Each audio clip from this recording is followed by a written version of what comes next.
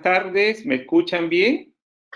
Sí, doctor, sí se le escucha. Ya, perfecto. Entonces, muy agradecido a Sosembi por la invitación y vamos a empezar a hablar, buenas tardes con todos, ¿no? Vamos a empezar a hablar sobre el tema de malaria. Ya está, ¿no es cierto? Listo, arrancamos. La siguiente, por favor. Ya, el paludismo malaria es una hemoparasitosis aguda y tiene evolución crónica recurrente, producida por los protozoos intracelulares obligados del género Plasmodium y transmitida por mosquitos del género Anopheles. ¿De acuerdo? O sea, estos son transmitidos por vectores, Es una hemoparasitosis, significa que el plasmodio es un parásito en la sangre, da un cuadro agudo y de acuerdo al tipo de plasmodio, la evolución es crónica recurrente. ¿De acuerdo? Vamos a hablar algo de historia. La siguiente. Obviamente, esta infección es reconocida desde hace más de 50.000 años y se considera como una verdadera plaga para la humanidad. Puede que haya sido un patógeno humano durante la historia entera de nuestra especie. Marco Tenesio Columela asoció a la existencia de mitos. Y en 1897, Ross descubrió al transmisor del paludismo. Era el díptero del género Anopheles, y más tarde él estudió los estadios morfológicos de la esporogonia que se desarrolla en el mosquito, como hablaremos más adelante. Este plasmodium tiene 2 ciclos. Esta es la planta de la chichona, ¿no? Chinchona, oficinales. Esto tiene una historia. En el virreinato, uno de los virreyes, no recuerdo ahorita cuál virrey, la esposa se enfermó de malaria y no había qué darle, se iba a morir. Y entonces los indígenas le trajeron esta planta, le llevaron estas plantas, dijeron, con eso se va a curar. Y efectivamente le dieron la chinchona, de ahí salía la quinina, y obviamente se curó, y luego el virrey llevó esto a los reyes de España para decirles que eso curaba, una planta maravillosa, es famosa, ¿no es cierto?, para el plasmodio y para malaria. Vamos a hablar sobre la etiología. La siguiente.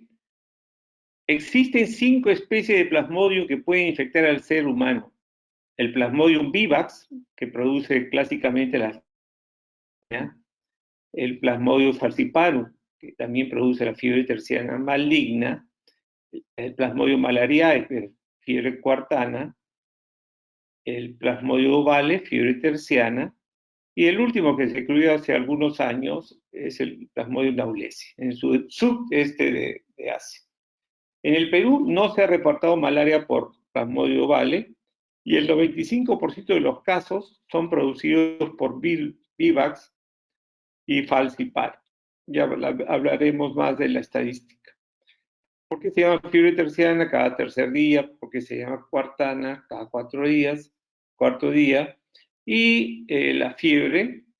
Y benigna porque vivax es un cuadro benigno frente al cuadro maligno del falciparum. La siguiente. El plasmodium vivax invade eritrocitos inmaduros, reticulocitos, formas muy jóvenes. El falciparum invade eritrocitos de todas las edades, por eso es grave, porque se mete con todo el mundo, es el más promiscuo, ataca a todos los glóbulos rojos, cuando lo tiene que destruir, ataca a todos. El vivax solamente ataca a las formas inmaduras. El plasmodium malariae invade eritrocitos senescentes, o sea, viejitos, por eso es tan suave malaria. El ovale se comporta como el vivax, ¿de acuerdo? El naulesi diríamos que es como como el VIVAX. El malariae puede persistir durante décadas en el hospedador y el VIVAX y el malariae ignosoides. Por eso es igualito. O sea, este tiempo que se queda por décadas, el hospedador lo tiene tanto el VIVAX como el malariae porque ellos tienen la fase hepática. Como ya vamos a hablar, los sinusoides son formas del plasmodium que se van a quedar latentes en el hígado y que cada cierto tiempo va a activarse y va a perennizar la infección. La siguiente, epidemiología. La importancia se pone de manifiesto por dos tipos de datos, su incidencia y su gravedad. El número de casos anuales en el mundo oscila entre 300 y 500 millones al año, mayormente en áreas endémicas, como vamos a mencionar. La mortalidad global oscila entre 0.6% y 3.8%, incrementándose en la mujer embarazada hasta un 13% y en los ancianos hasta un 20%. ¿No es cierto? Entonces, malaria es la infección más frecuente en el mundo, ¿de acuerdo? La infección. Y miren que la mortalidad varía de acuerdo a la población que es afectada, ¿no? Y también depende del tipo de plasmodium que provoque la malaria. Dijimos que el Plasmodium falciparum es el más severo porque ataca todas las formas de glóbulos rojos. Entonces, obviamente, produce más daños, es más severo y mata más. Recuerden, la importancia de esta infección es por su incidencia y por su gravedad. La siguiente. Este es el condenado del vector, la hembra del anófeles, ¿no? La hembra es la que transmite la infección, ese es el vector. La siguiente. En el Perú vive en regiones que comparten con vectores que transmiten la bartonela, por ejemplo, o la leishmania. ¿Ok? O la leishmania. ¿Cuáles son las vías de infección? El paludismo adquirido por picadura de la hembra del mosquito anófeles, el paludismo congénito, los hijos de mujeres infectadas no inmunes y que hay pasaje transplacentario, y el paludismo accidental por transfusiones, jeringas compartidas, etc. Yo recuerdo un caso teníamos un curita que venía al instituto a donar sangre periódicamente y él trabajaba en el Putumayo y nadie en banco de sangre le hacía prueba o le decía no transfunda porque tiene riesgo de malaria. Pues este señor, este padre donó sangre y la sangre se la pasó a un paciente y de pronto me llaman y veo esto, oye, este no es malaria. Y le encontramos efectivamente malaria y y dijimos, busquen bolsa de sangre y encontramos pues, que el curita había sido el donante. Es muy interesante. Fíjense de transmisión, ¿no? La adquirida a través de la picadura del mosquito, la vertical, que es congénita, y la accidental, ¿no? Por transfusiones. La siguiente, por favor. Esta imagen porque hay personas que están mayormente predispuestas al desarrollo de esta infección. Y esto tiene que ver con trastornos genéticos, trastornos de hemoglobina, etc. Por ejemplo, los pacientes con talasemia, los que tienen hemoglobina S, hemoglobina C, ¿no es cierto? Entonces, los que no tienen el antígeno DUFI negativo, estarían con mayor predisposición a desarrollar. Y esto ustedes lo pueden ver, por eso se señala mucho África, ¿no? África subsahariana, pero vean Asia, ¿no? Y América también, que no lo vemos ahí mucho, pero este estudio acá fue para África y Asia subsahariana. O sea, hay un componente genético importante, ¿no? De algunas deficiencias que facilitan que puedan o puedan no adquirirla, o sea, defenderse contra la malaria, no adquirir la malaria. La siguiente.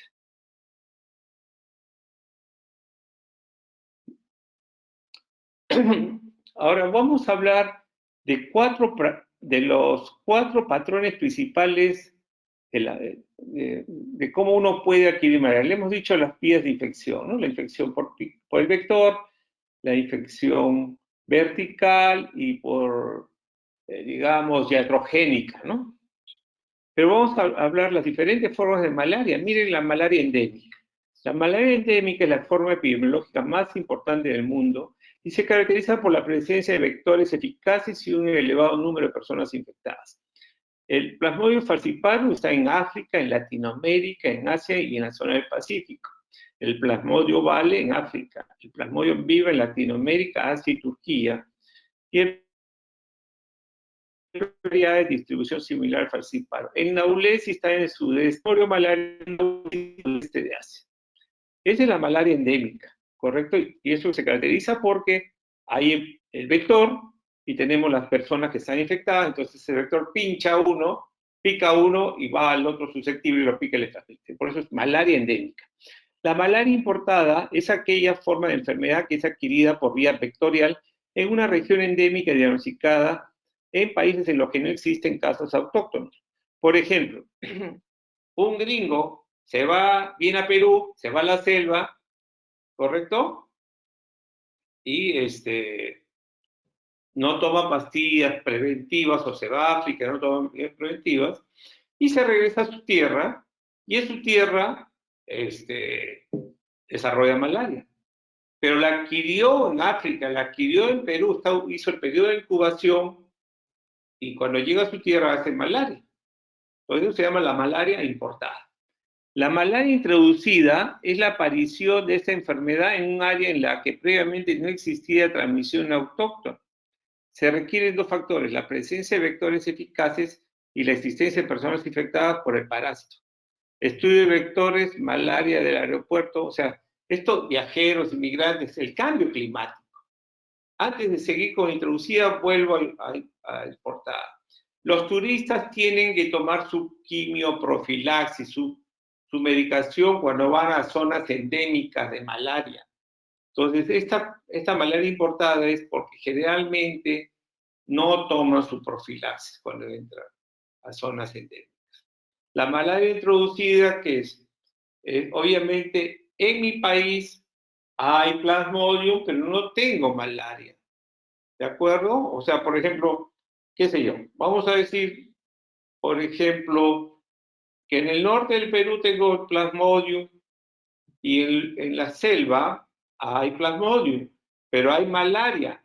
De pronto, ok, un carro se moviliza en la selva, ¿sí? O una persona en el avión, mejor dicho, en el avión se transporta el vector, ¿sí?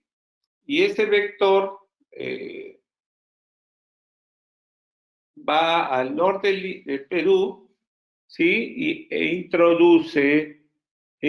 Pica a personas, introduce, es decir,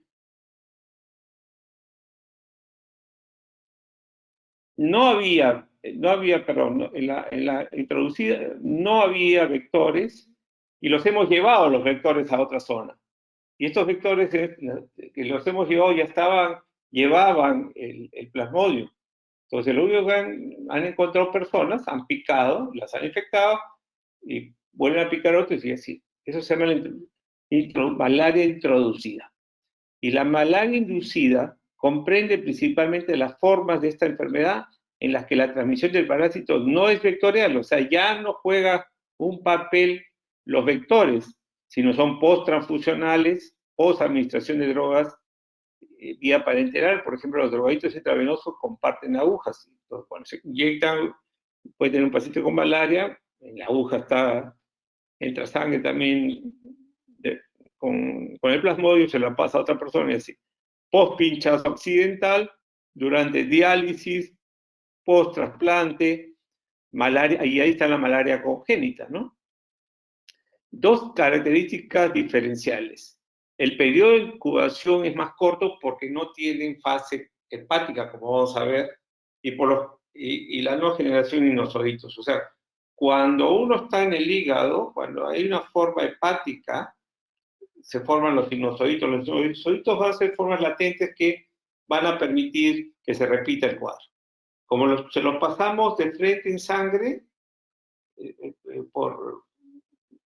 digamos, por transfusiones o por la aguja, ya no pasan por el hígado. Entonces, los periodos de incubación son mucho más cortos. La siguiente. Entonces, recuerden, ¿eh? Hay 4 patrones de comportamiento de malaria. La malaria endémica, la malaria inducida, la malaria introducida y la otra malaria, ¿cuál era? Importada.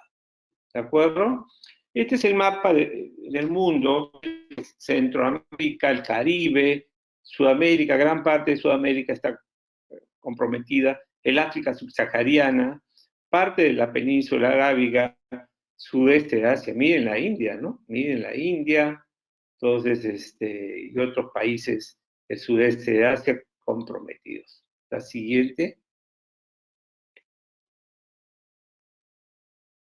También que vean ya por caso, África es el tiene, pues obviamente. ¿No es cierto? Perú estamos ahí, vamos, ¿no? Tranquilos, tranquilos, todavía no he dicho. Miren donde se produce transmisión de paludismo. Ya, la siguiente, pase, ya.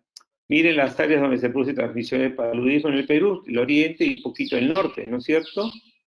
Luego tenemos las áreas amarillas que viven en esa área de río limitado y sin paludismo. Bueno, pero ahí está incompleto, porque obviamente hay paludismo también en Argentina, en buena parte de Brasil, fíjense en Centroamérica, África, Asia, ¿no? Y el sudeste, ¿correcto? La siguiente. La siguiente. En realidad, este es el verdadero mapa, ¿no? Que debería estar. Mire, toda América.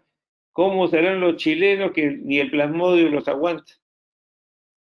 Bueno, para una broma, si es que algún estudiante o colega de Chile, broma, un abrazo. Miren casi toda África y una buena parte de Asia, ¿no? Los australianos no tienen, los gringachos ni los canadienses, ellos tienen más importada, ¿no? Importada. Correcto, los europeos, si hay un caso de malaria, son importados. O sea, su gente se fue a África, Asia, América y regresó y hace malaria. Entonces es muy importante diferenciar los patrones de malaria, ¿no? Siempre consiguen los 4 patrones para hacer el estudio epidemiológico. La siguiente. Y este mapa es para que ustedes vean dónde, si tienen qué tipo de quimioprofilaxis deben recibir. Ya hablaremos más adelante de eso, pero fíjense que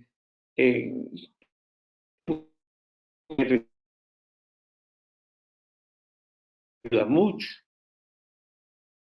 Hay resistente a cloroquina. La cloroquina no ayuda para profilaxis. De acuerdo, tendrá que recibir otro. Mire las áreas rojas, mefloquina, profilaxis. Hay otras áreas que no son necesarias de quimioprofilaxis porque no hay malarias, por lo menos son malarias importadas. Y las zonas, todavía las otras amarillas, o medio verdecito, mostaza, son áreas de cloroquino sensible. Perú realmente es un problema. Perú es un problema, como vamos a hablar más adelante. La siguiente. Entonces hay diferentes tipos de mapas para lo que nos interesa. Esto es un poco de acuerdo a la Oficina General de Epidemiología, Dirección General de Epidemiología, y se llama CDC. Miren la malaria, los casos de malaria desde el 2013 al 2018, 2012 al 2018, ¿no es cierto? Y de acuerdo al tipo de plasmodium. Miren que en realidad el más frecuente en nuestro país es el Plasmodium vivax y en segundo lugar el falciparum. Por eso hemos dicho que el 95% de los casos son por vivax y falciparum. En malaria también hay en Perú, pero es extremadamente raro. No hay ni ovales ni naulesi. Naulesi no sale del sudeste de Asia. La siguiente, tendría que ser importado, ¿no? La siguiente. Miren cómo Vivax, para mostrar los casos de Vivax y los casos de falciparum en este periodo, ¿no? Falciparum tiene sus épocas que se dispara y predomina, pero generalmente el que manda por frecuencia es Vivax. La siguiente. Miren los departamentos, el número de casos de malaria, obviamente los departamentos del oriente peruano, dice que el 96.55% de los casos, Loreto, ¿sí? Pero luego viene Amazonas, miren Junín, pero Junín no cierra sino la selva de Junín, San Martín, ¿no es cierto? San Martín, viene la Libertad tiene selva, que es Bolívar, ¿no es cierto? Ucayali tiene el Cusco, que es Quillabamba, ¿no? Ayacucho tiene la zona de la mar, ¿no es cierto? Y después ya viene el norte y otros. Pero fíjense que obviamente tiene que considerar el oriente peruano, la selva norte peruana y los departamentos del norte, la Libertad, porque la Libertad, recuerden que es el único departamento o región que tiene costa, sierra y selva, y Cusco, ¿no? Consideren Cusco y Ayacucho es importante, ¿sí? Cusco y Ayacucho importante. La siguiente. Y también el número de casos, fíjense que lo vemos en niños, en menores, que son los que menos se cuidan y son los más expuestos. Y luego vienen los adultos, ¿no? Los adultos entre 30 y 59 años. Los hombres, en número, más que mujeres, pero en realidad no hay mucha diferencia, ¿no? No hay mucha, casi 50-50. La siguiente.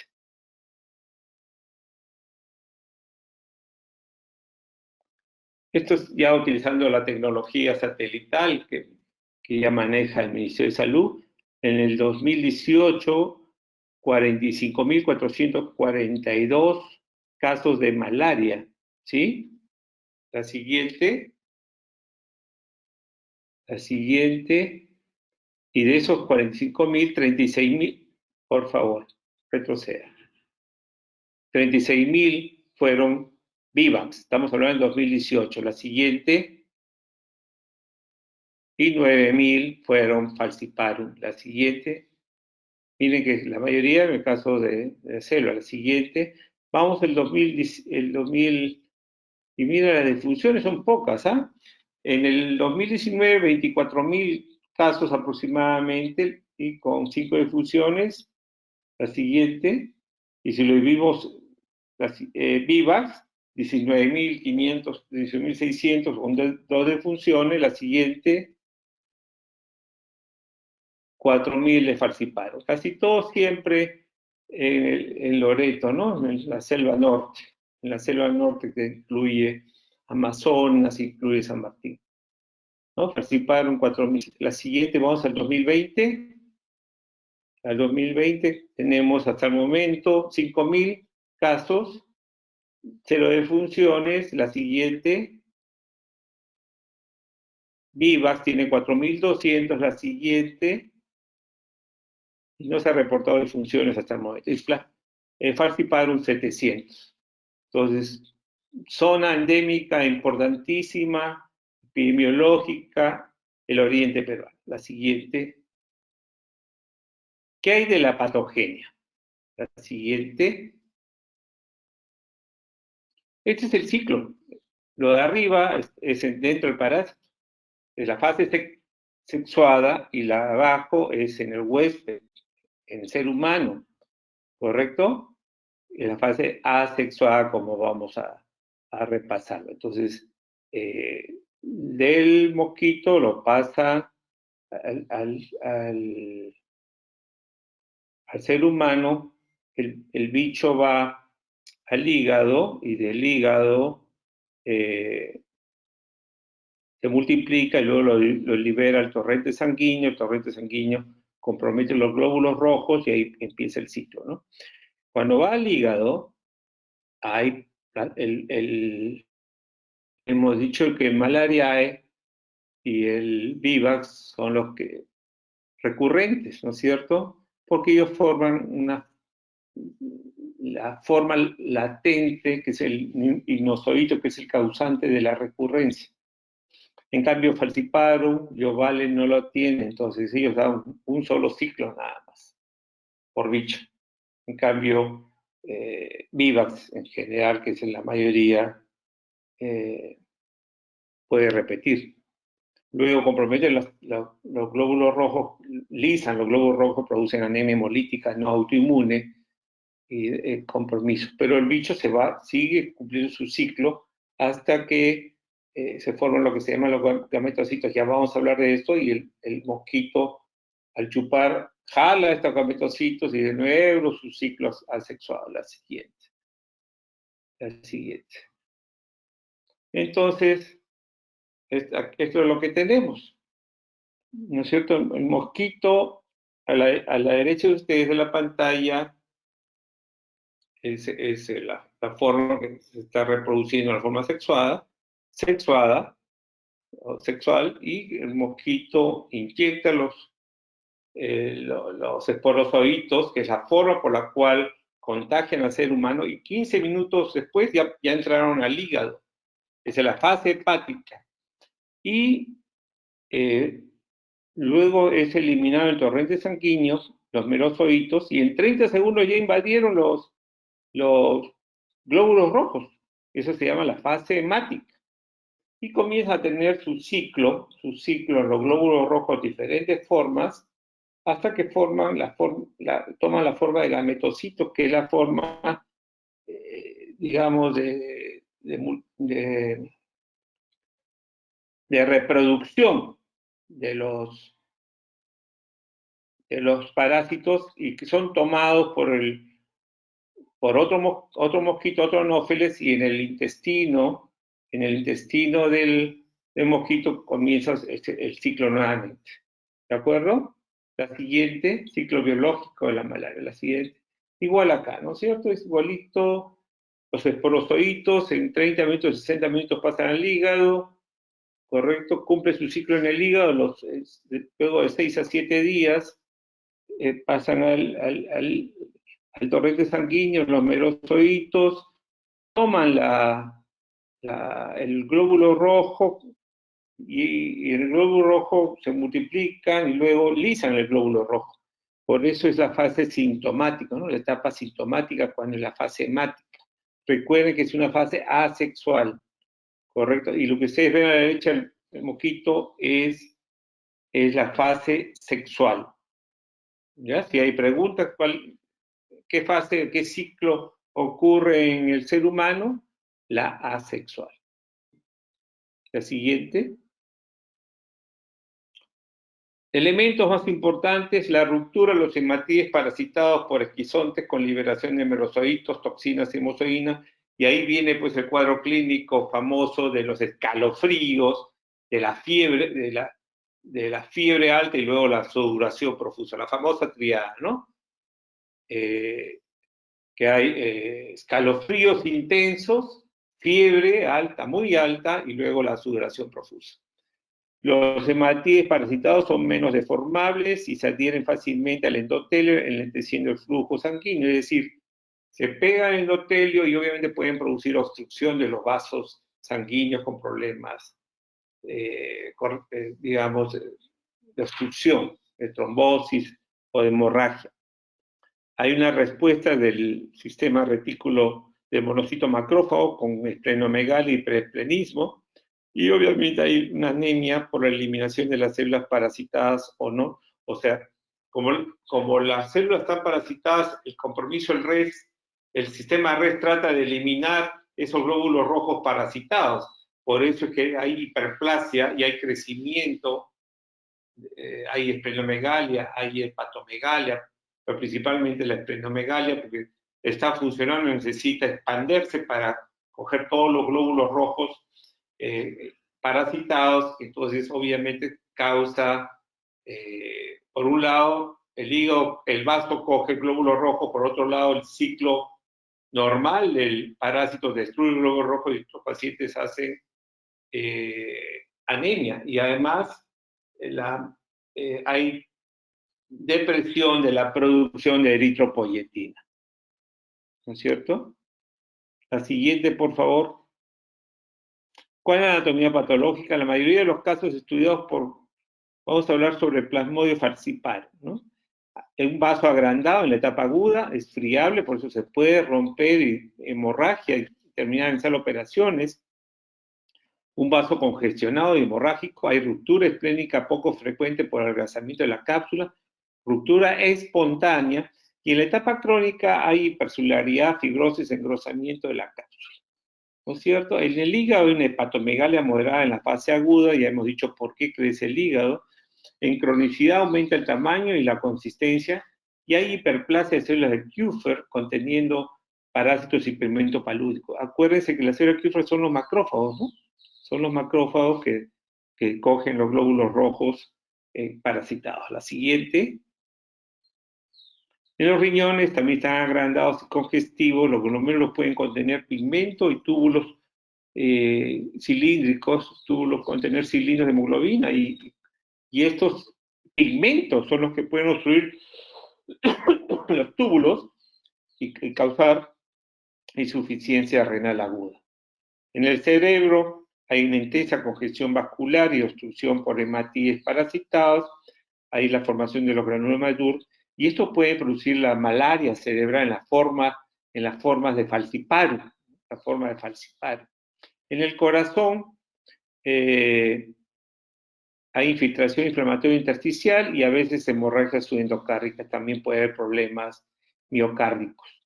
La siguiente. ¿Qué hay de la clínica? La siguiente.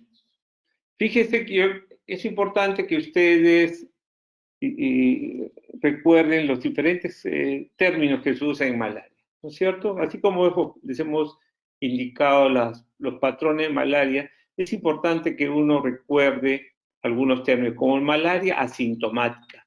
Puede ser causado por cualquiera de los plasmodios.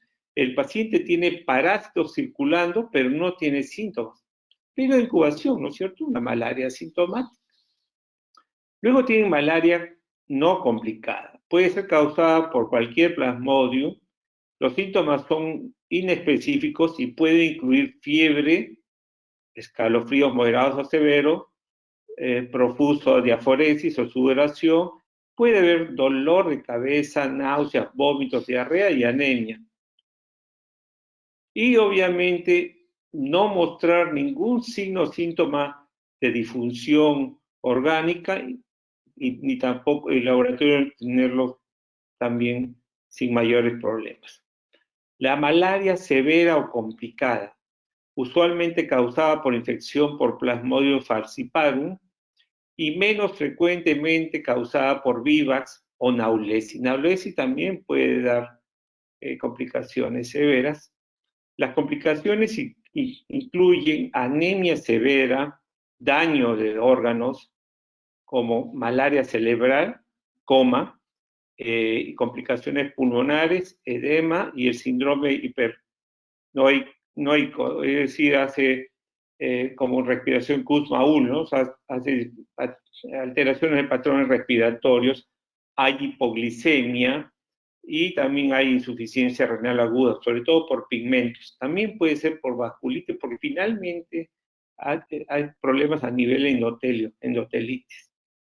La malaria severa está menudamente asociado cuando hay gran parasitemia, ¿no? Y esto es lo que conlleva a mortalidad. ¿no es cierto?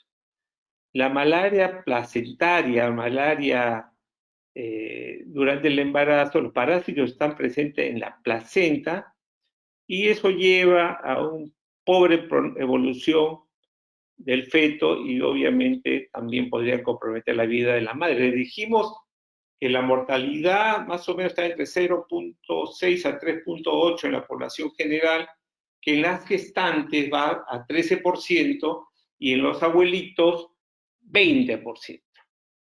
La siguiente. ¿Cuál es el periodo de incubación? 1 a 2 semanas el Plasmodium vivax y falciparum, 2 a 6 semanas el malarial. La primoinfección, la fase prodrómica, fiebre progresiva creciente, continuo o en picos, no hay una periodicidad, hay malestar general, mialgia, cefalea, dolor abdominal, náuseas, vómitos, hepatomegalia. La duración de esta fase prodrómica es de 8 a 15 días y luego se torna periódica. La siguiente. Y luego pues viene la fiebre periódica, ¿no es cierto? Los paroxismos, el paroxismo palúdico clásico, es decir, y esto es por desarrollo de los ignosoitos hepáticos, ¿no es cierto? Es una presentación estereotipada, por eso se llama terciana cuartana. Ritmo de accesos variables, terciana cada 48 horas y cuartana cada 72 horas. Esta evolución desaparece luego de 8 o 10 días de accesos, ya entras en un no se diferencia y no existen signos de malignidad ni mayor riesgo de complicaciones. Esto está dado para las formas de que tienen nosoditos. Recuerden que los que tienen nosoditos son vivax y malarial. La siguiente. ¿Cuál es la fiebre periódica? Lo que le decimos, ¿no es cierto? Escalofríos violentos, por eso le llaman la fiebre rompehuesos también. Temperatura hasta 39, 40 grados, puede haber hipotensión, hay esplenomegalias, y aproximadamente dura 1 hora, ¿no es cierto? Luego sube la temperatura, el calor, cesan los escalofríos, la temperatura hasta 40 grados, hay menos esplenomegalia, pero se palpa el vaso, y la duración tiene 3 a 4 horas. Y luego del calor viene la sudoración abundante, temperaturas, una presión arterial se normaliza, euforia o bienestar, duración 2 o 4 horas. Luego que pasa esta fiebre periódica, pues está como si nada. Obviamente está cansado, pero después se recupera, ¿no es cierto? Y esta es la fase de la destrucción de los glóbulos rojos. Esa es la fase hemática. La fase hemática. Recuerden que hay una fase hepática.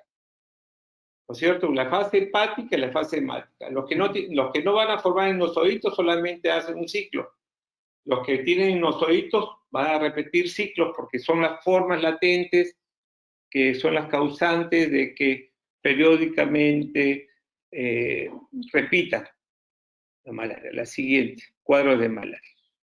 La siguiente, malaria grave o complicada, dado por la demostración de formas asexuadas del Plasmodium falciparum en un paciente con complicaciones potencialmente fatales de malaria y en quien se han excluido otros diagnósticos. Esta malaria grave o complicada puede ocurrir hasta en el 10% de los pacientes. Los pacientes no son inmunes a Plasmodium. El periodo de incubación es de 7 a 21 días. No presenta periodicidad y signos de malignidad. Obviamente son cuadros severos. Ya dijimos que el compromiso es a nivel del sistema nervioso central, a nivel pulmonar, etc. La siguiente. No tienen periodicidad porque no hay nosoditos. No hay nosoditos. ¿Correcto? Te voy a dar un ejemplo. Por ejemplo, me pica un bicho con falciparum. Hago mi ciclo, me trato y se acabó. Pasa 3 semanas, me pica otro bicho con mi falciparum y bueno. En cambio, si me pica por Vivax, voy a tener nosoditos, o sea, cada cierto tiempo, pero periódicamente, si no me trato las formas nosodíticas, voy a repetir, es diferente. La otra va a depender si me expongo nuevamente a un plasmodio falciparum en Vivax, puedo ya nunca más exponerme por una sola vez, pero sí voy a hacer Vivax si no controlo las formas ignozoíticas.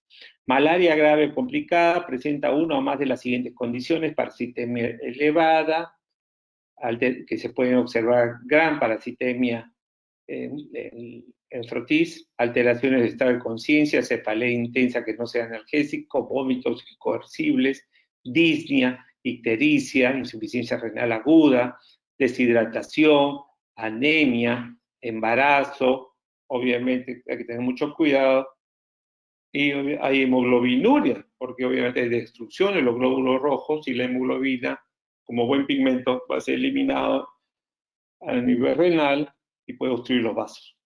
Y tenemos una insuficiencia renal aguda secundaria a pigmentos. La siguiente. Estos son los criterios de malaria grave, tienen criterios mayores y criterios menores. No los voy a mencionar, ustedes los pueden revisar, pero obviamente nos sirve de guía para poder... Esto generalmente lo vamos a ver en falciparum, ¿de acuerdo? La siguiente, principalmente. Malaria y embarazo, eso es bien importante. 8. Apaguen su esto. Las mujeres gestantes son más plasmodio, particularmente en su primer embarazo, ¿no es cierto?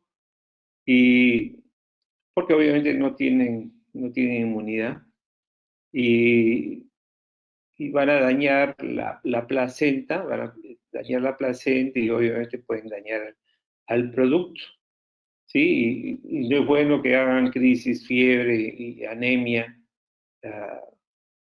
en la embarazada, que obviamente el riesgo de malaria placentaria puede conllevar la muerte del producto.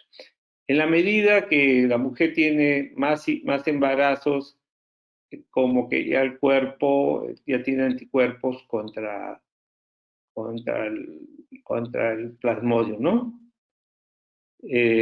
Hemos dicho que la malaria durante el embarazo incrementa el riesgo de la madre y el niño. Se ha visto mucho en Sudáfrica, en África subsahariana, y esa forma se ha visto en Latinoamérica también, en el plasmodio vivax, pero lejos es falciparum. La malaria placentaria puede ser asintomática o sintomatología leve y puede llevar, a pesar de esto, puede llevar a la muerte al feto y a la madre. Puede predisponer a partos prematuros, puede predisponer a pérdida del producto o puede predisponer a que los niños sean de bajo peso, lo cual ya los predispone a riesgo de infección y muerte. También puede haber daños a nivel neurológico con respecto a condición cognitiva, ¿no? Y hay que tener mucho cuidado.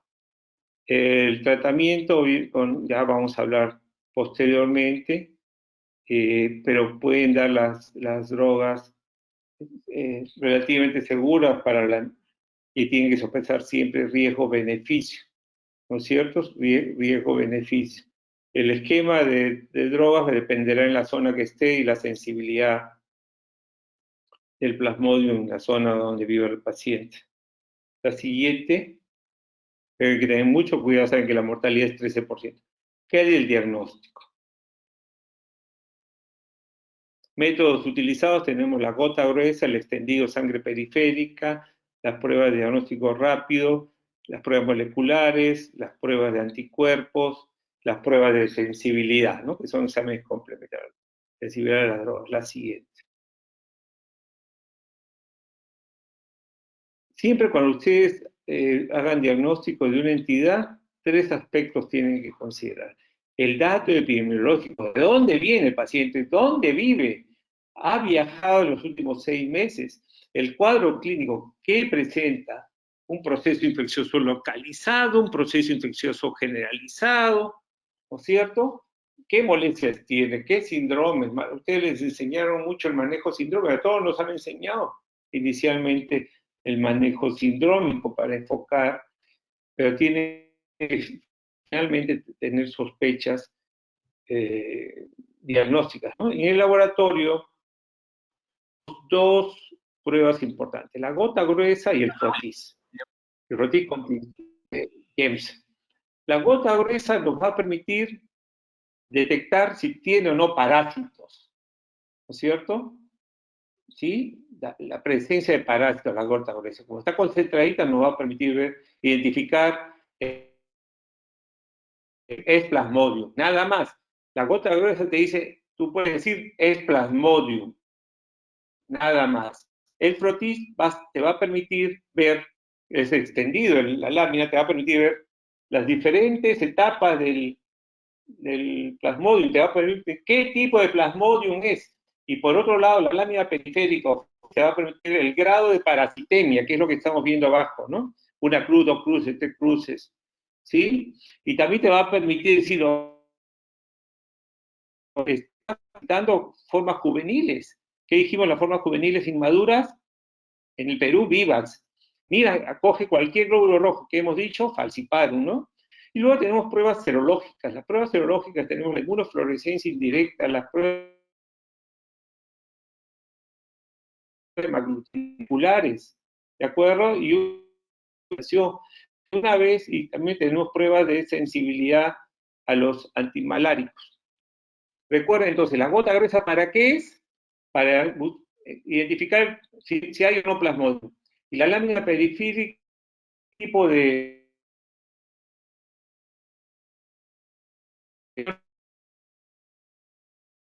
nos dice de plasmodium es porque vamos a buscar los diferentes estadios que tiene. La siguiente,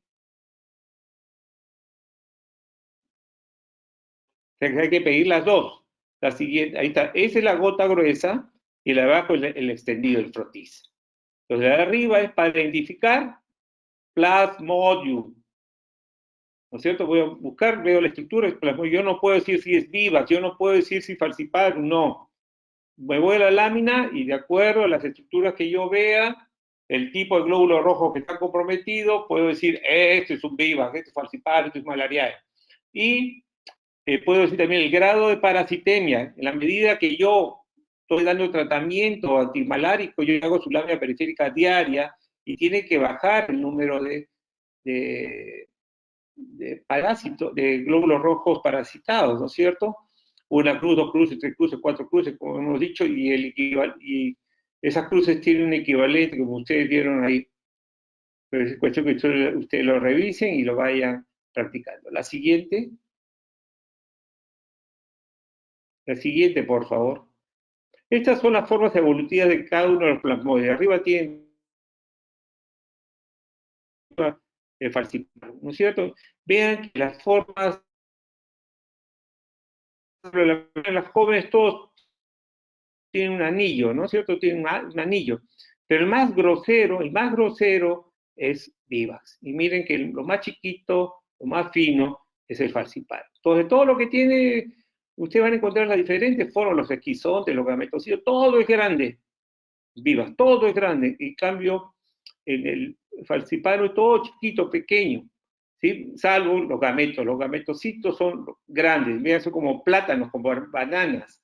¿No es cierto? O sea, cuando ustedes vean bananas, eso no hay duda, eso es falciparum. Son los gametocitos. ¿De acuerdo? Y todas estas formas las vamos a ver, ¿dónde? Dentro de los glóbulos rojos. Dentro de los glóbulos rojos. ¿Con qué examen? Con frotis. Con frotis. En gota gruesa, no. En gota gruesa está todo pegado, pero yo voy a decir, es un plasmodio. La siguiente. La siguiente. Y esto es uno para que ver en horas cómo se van desarrollando tanto el falciparum como en vivas las diferentes formas que hemos estado viendo, ¿no? ¿Ok? La siguiente.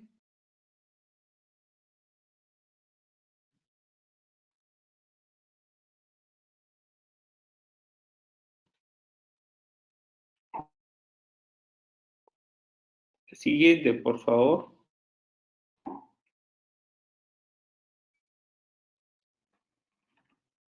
La siguiente. Se quedó. En el plasmodio, no, retrocede. Encima se demora, ahora está apuradito. Ya, retroceda, pues ya. Estos son los esporozoitos. Los esporozoitos vienen ¿de qué? Viene del mosquito. Este es el caso del esporozoito del Vivax. El esporozoito es introducido, son introducidos los esporozoitos por el mosquito anófilo. Este esporozoito, ¿dónde va a entrar? Al hepatocito, al hígado. ¿Correcto? Vamos a la siguiente. La siguiente, por favor. ¿No es cierto? Y vamos a tener, una vez que ya pasan a torrente sanguíneo, vamos a tener trofosodito joven, trofosodito maduro. No, la idea no es que se graben todas estas fases evolutivas, sino que ya les he dicho que todo grande es viva y todo pequeño, salvo los gametocitos falciparos. La siguiente, ¿no es cierto? La siguiente, miren, el esquizonte joven, el esquizonte maduro, que ya se está multiplicando. La siguiente, los microgametocitos, lo que lo vemos más es en viva. Vamos a mirar falciparum ahorita. La siguiente, falciparum, trofosoditos jóvenes en anillo, trofosodito maduro. La siguiente, y miren, pues, como si fueran las bananas, ¿no? Plátanos, los macrogametocitos que se ven más en falciparum, ¿de acuerdo? Ustedes ven esa banana y dicen, ese es falciparum, no hay duda. La siguiente. El diagnóstico diferencial. El diagnóstico diferencial. Ok, los pacientes, ¿qué cosa producen? Fiebre, más de 5 a 7 días, producen compromiso del res. Compromiso del res significa el sistema monocito macrófago. ¿Qué significa eso? Hepatomegalia y o esplenomegalia y o linfonomegalia y o hiperplasia médula ósea. Compromete compromiso general, malestar general, ¿sí? Y no tiene foco. Eso se llama proceso infeccioso general o generalizado. Entonces, cuando ustedes tengan una persona que tiene fiebre de 5 o 7 días, tiene compromiso del res, tiene compromiso general y no tiene foco, la pregunta que ustedes tienen que hacerse, y eso lo vamos a aprender mejor cuando lleven infectología en medicina 2 conmigo, siempre hay que decir, estos signos y síntomas, ¿en quién lo presenta? En un paciente inmunocompetente y inmunocomprometido, ¿no es cierto? Siempre el problema siempre es preguntarse es, porque no es lo mismo, un solo problema, un mismo problema no se comporta igual en un paciente inmunocompetente y inmunocomprometido. Pero la segunda pregunta es, ¿este problema es de origen infeccioso o no infeccioso? Si es infeccioso, tiene que preguntarse, ¿es un proceso infeccioso local o general? Cuando yo tengo fiebre más de 5 o 7 días, compromiso del res, compromiso general, y no tengo un foco, y considero que es de origen infeccioso, eso se llama proceso infeccioso general o generalizado. ¿Correcto? Eso puede ser producto de bacterias, virus, hongos y parásitos. Dentro de los parásitos que causan eso, malaria está a la cabeza. Entonces, todas las entidades infecciosas, no parasitarias y algunas parasitarias, es el diagnóstico diferencial de malaria. Tifoidea, endocarditis infecciosa, enfermedad de Carrión, sepsis, un montón, ¿de acuerdo? Y también este cuadro de fiebre 5 o 7 días, compromiso del res, compromiso general, y no foco, no hay foco, puede ser de causa no infecciosa, y puede ser neoplásica, no neoplásica, es decir, una neoplasia puede simular de malaria, sí, una causa no infecciosa como enfermedades autoinmunes, intoxicaciones, medicamentos, pues sí, también, ¿se dan cuenta? Entonces, todo lo que cause proceso, sospecha, ustedes sospechan siempre, PIG, causas infecciosas, malaria, y hay otras entidades que producen PIG, ese es su diagnóstico diferencial. Si yo tengo anemia, produce anemia hemolítica, la anemia hemolítica puede ser inmune y no inmune, ¿no es cierto? Malaria produce anemia hemolítica no inmune, todas las anemias hemolíticas inmunes podrían producir diagnóstico diferencial, entonces ahí tienes un montón. Causas de esplenomegalia, tengo anemia hemolítica más esplenomegalia, todo lo que producen es diagnóstico diferencial. Ictericia, tiene síndrome ictérico, diagnóstico diferencial, hepatoesplenomegalia, compromiso de diagnóstico, ahí, y puede ser infecciosa y no infecciosa. El diagnóstico diferencial es amplísimo en malaria, ¿de acuerdo? La siguiente. Tratamiento, la siguiente. ¿Cuáles son los principales antimaláricos? Miren, nosotros ya sabemos la fase, ¿cuántas fases tiene? Tiene la fase hepática y la fase hemática, ¿correcto? Para los que tienen inozoitos, tengo que tener una droga para inozoitos y una droga para la fase hemática. Para los que no van a tener inozoitos, solamente fase hemática. Entonces,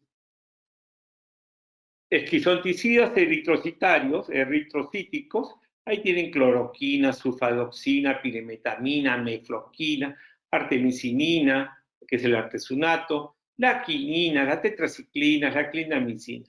Y para el esquizonticida hepático o los sinusoitos, primaquina. Y como en el Perú, la que predomina es Vivax, o sea, yo tengo que darle una droga que mate los parásitos que están en glóbulos rojos y que mate los sinusoides que están en el hígado, ¿no es cierto? Vamos a suponer la zona de todo el país es sensible a cloroquina, por eso es que se llama cloroquina y primaquina. Si yo tengo, por ejemplo, estoy haciendo serum en la selva y me llega un paciente con escalofrío, con fiebre, y tengo la posibilidad clínicamente de malaria, pero tengo microscopio viejito, todo, y le hago una lámina periférica, una gota gruesa y veo que es plasmodium, y le hago un frotis, ¿no es cierto? Y veo que es un Pivax, solamente tengo cloroquina. Si yo quiero quitarle los síntomas, le doy cloroquina, porque voy a eliminar los parásitos en la sangre. Esta hemólisis producida por los esquizontes eritrocíticos son los que producen los síntomas. Entonces le doy cloroquina y el tipo se va a curar, o sea, se va a mejorar. Pero si yo no trato los ositos, va a regresar. Entonces, para la emergencia le doy la cloroquina, claro, pero lo envío o pido o lo envío a un centro que tenga primaquina para tratarle los inosoditos. Para las otras formas, simplemente se trata la fase hemática. Malaria obviamente también.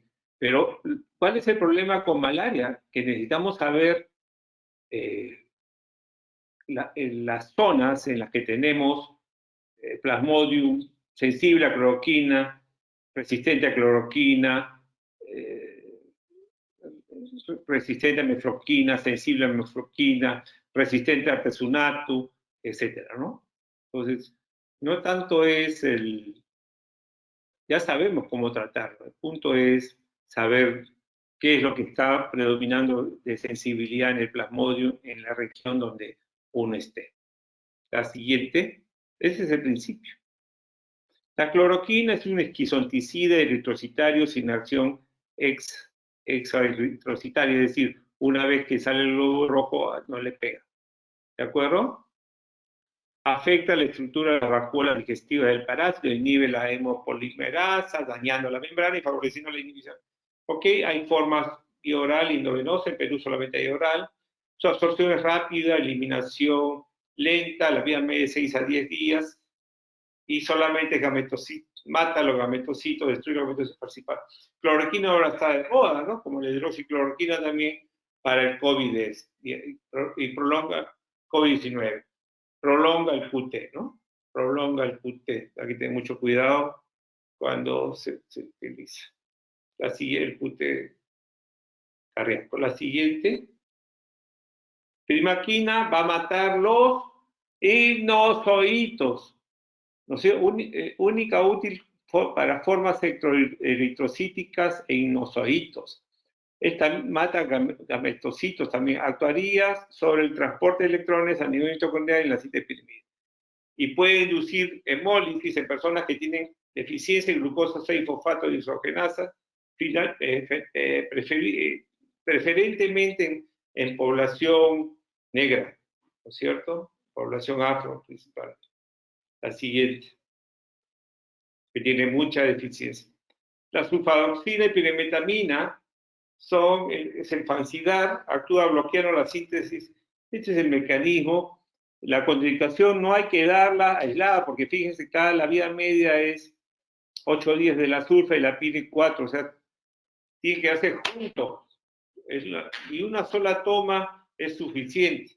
¿De acuerdo? La piremetamina es potencialmente teratogénica, por lo tanto, mucho cuidado en gestantes. La siguiente.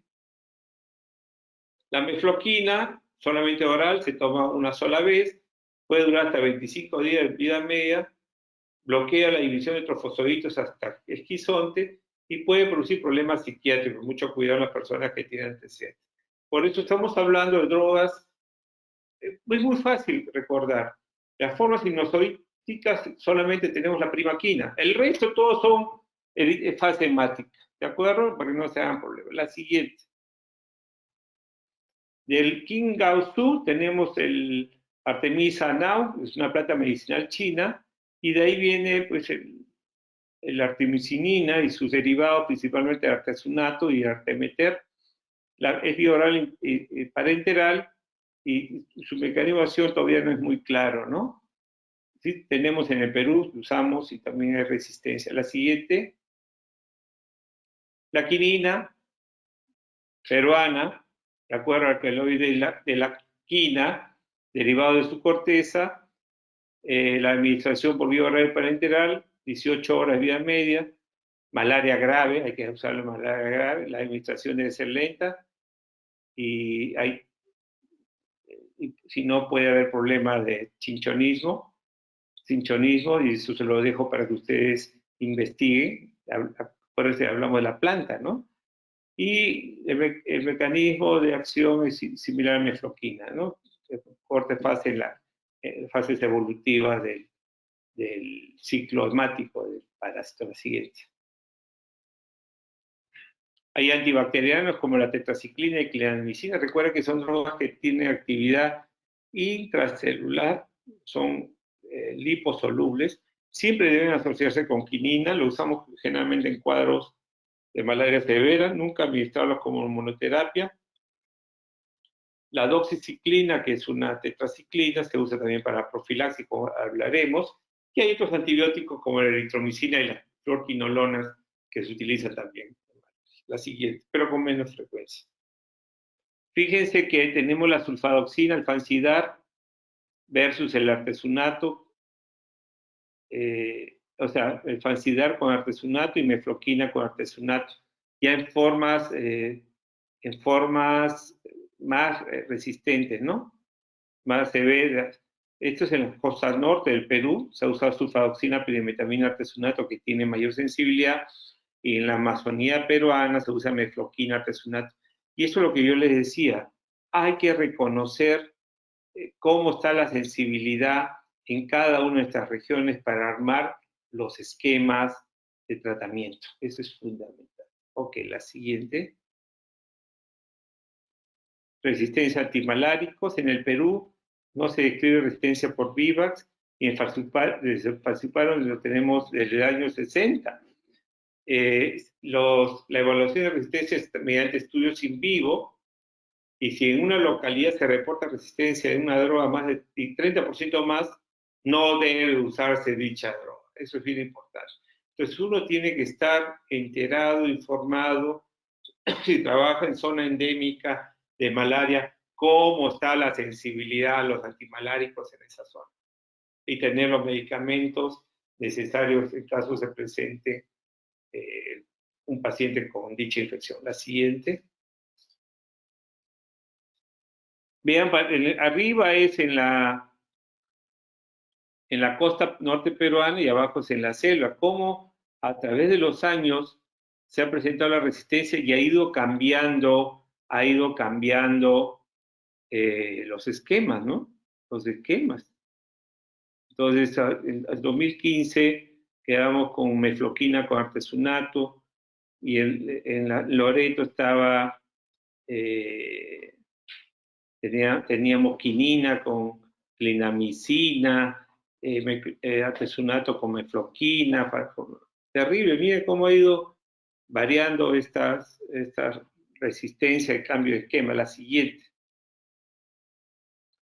Hasta que se toma la decisión de tener una evaluación más seria y obviamente en Loreto, en Piura, en Tumbes, miren cómo, ya vamos a mostrar más adelante, a través de los años se toma de forma más seria la evaluación y los picos total del Perú, cómo se ha ido bajando los números de malaria, incluso malaria resistente, pero todavía hay casos, ¿no? No los han eliminado completamente. La siguiente.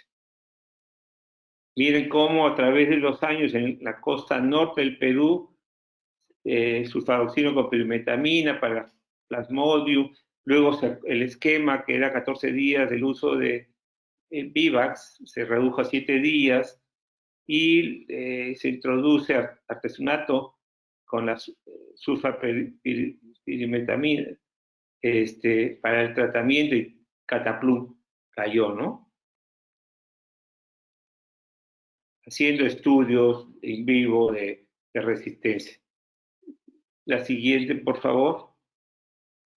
Y en el caso de, claro, miren cómo se hizo en Tumba y Piura, como tanto para falciparum como para malaria. Miren qué bonito cómo se controla, ¿no? La siguiente. Y en el caso del oriente peruano representado por Loreto, también los diferentes esquemas y la toma de decisiones del cambio de medicamentos, pero miren cómo estamos. La selva, pues, es un problema, ¿no? Vivax, que predomina falciparum. Y a pesar de eso, es población muy dispersa, muy difícil controlar. La siguiente. Para Vivax, todavía usamos cloroquina y primaquina. Recuerdan que la primaquina son para inozoitos y cloroquina es para las formas hemáticas. 3 días de cloroquina, 7 días de Vivax. La siguiente.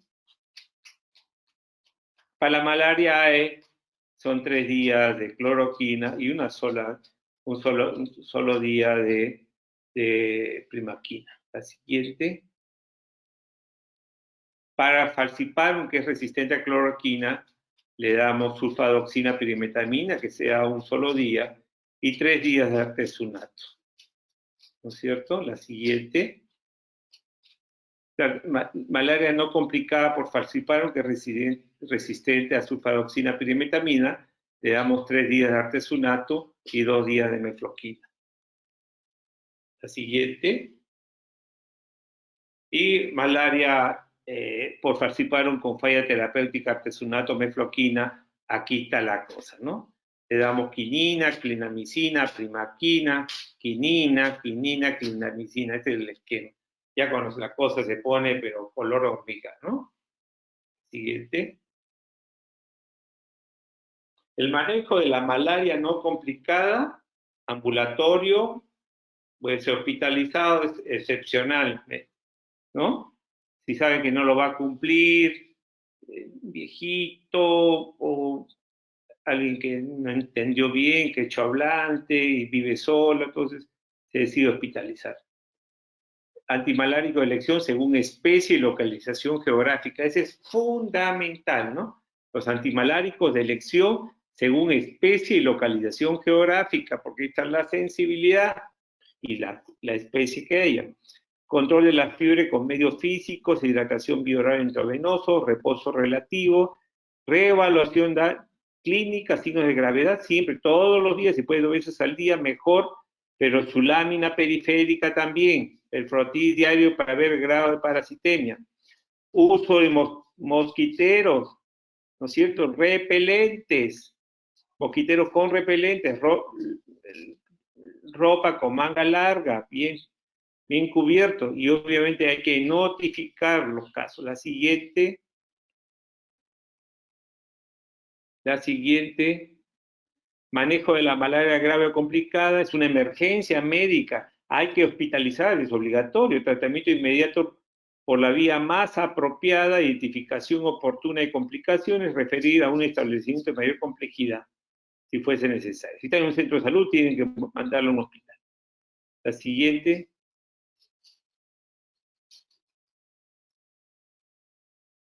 Obviamente les muestro acá un esquema de pacientes que con tratamiento de malaria, que tienen insuficiencia renal aguda y otras complicaciones, malaria grave, complicada, incluso hay lo que se llama el eritrocitaféresis, que es también retirar los glóbulos rojos parasitados, ¿no? Hay una serie, pero eso ya es de un manejo más fino y para la gente que le va a dar los servicios de hospitalización. La siguiente. ¿Qué hay de la prevención? La siguiente. Prevención, salud ambiental, ¿no es cierto? En realidad, recuerden que malaria es producto de la pobreza. Es una enfermedad tropical desatendida, ¿no es cierto? Y en países pobres, ¿no es cierto? Como el nuestro, y donde no hay el saneamiento ambiental, ni las condiciones de vías adecuadas, y obviamente aparece, persiste, y no controlamos esta infección. Entonces, vestimenta adecuada, repelentes contra los insectos, insecticidas ambientales, mallas metálicas y mosquiteros, quimioprofilaxis cuando entremos a las zonas endémicas, y vacunación, vacuna pues no hay, ¿no? Había la famosa vacuna del doctor Patarroyo de Colombia que le hicieron la vida imposible al pobre doctor Patarroyo, tampoco nadie la usa. ¿Ok?